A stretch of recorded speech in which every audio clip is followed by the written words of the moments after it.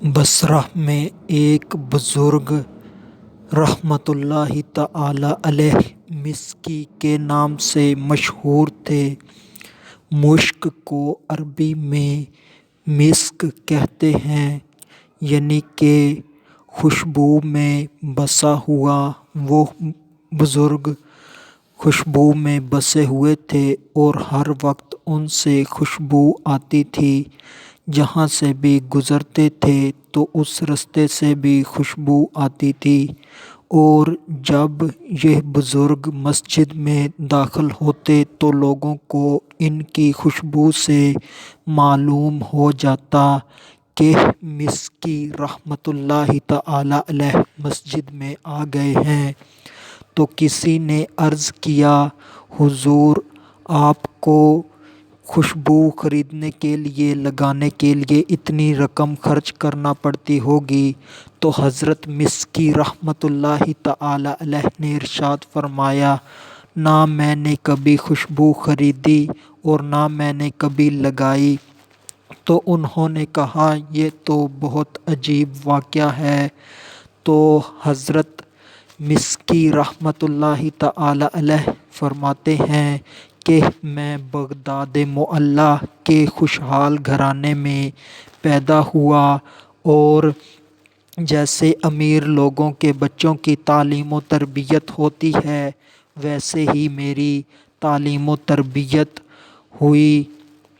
تو جب میں بڑا ہوا تو میرے والد محترم کو کسی نے کہا کہ مجھے بازار میں بٹھایا جائے تاکہ میں لوگوں میں گھل مل جاؤں۔ تو میرے والد محترم نے مجھے کپڑا بیچنے والے کی دکان پر بٹھا دیا۔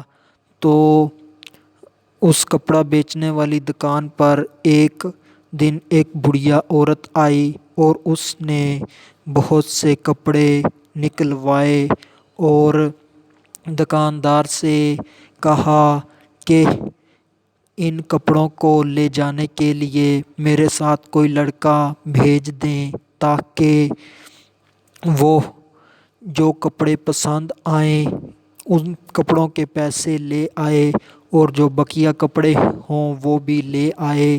تو دکاندار نے مجھے بھیج دیا۔ تو حضرت مسکی رحمۃ اللہ تعالی علیہ اس بڑھیا عورت کے ساتھ گئے۔ تو وہ بڑھیا عورت ایک حسین و جمیل محل میں، شاندار محل میں داخل ہوئیں۔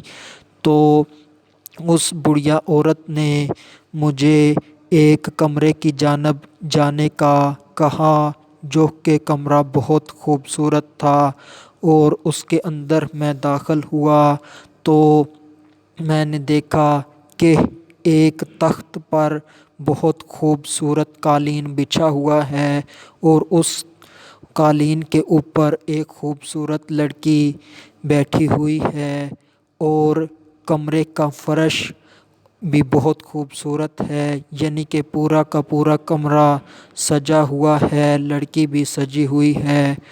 تو اس لڑکی نے جیسے ہی مجھے دیکھا تو اس پر شیطان غالب آ گیا، تو وہ میری طرف بڑھی۔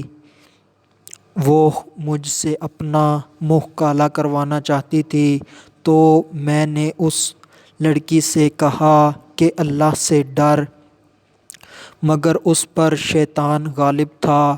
تو میں نے اس لڑکی سے کہا کہ مجھے قضائے حاجت کے لیے جانا ہے۔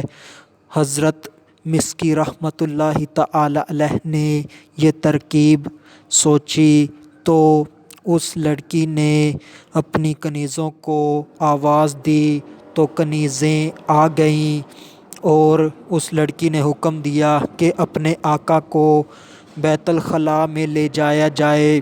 تو وہ کنیزیں اس نوجوان کو بیت الخلاء میں لے گئیں۔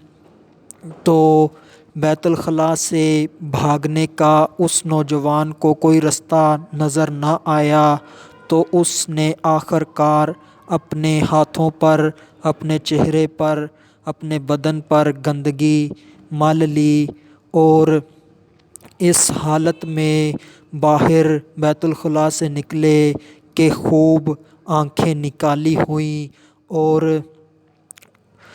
خوب شور مچاتے ہوئے نکلے، جس سے ایک کنیز جو پانی اور تولیہ لے کر کھڑی تھیں کہ کب نوجوان باہر آئے اس کے ہاتھ دھلائے جائیں، اس کے ہاتھ صاف کرائے جائیں، تو اسے اس نوجوان نے اس حالت میں ڈرایا کہ وہ بھاگ گئی اور اس نے شور مچا دیا، پاگل پاگل۔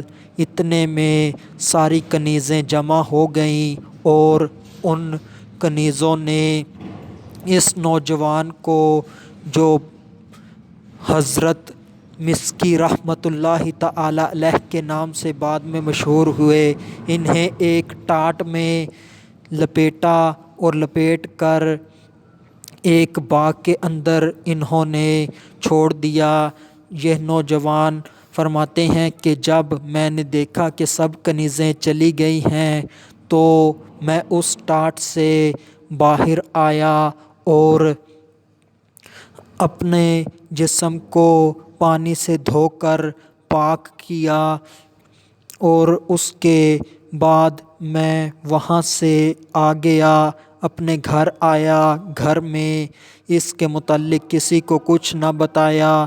جب رات ہوئی، رات کو سویا تو خواب میں کسی کو دیکھا تو وہ کہہ رہا تھا کہ تمہارے واقعہ کو کتنی زیادہ نسبت ہے حضرت یوسف علیہ السلام کے ساتھ۔ تو اس نے کہا کیا تم مجھے جانتے ہو؟ تو اس نوجوان نے خواب میں کہا نہیں۔ تو اس ہستی نے بتایا کہ میں جبریل علیہ السلام ہوں۔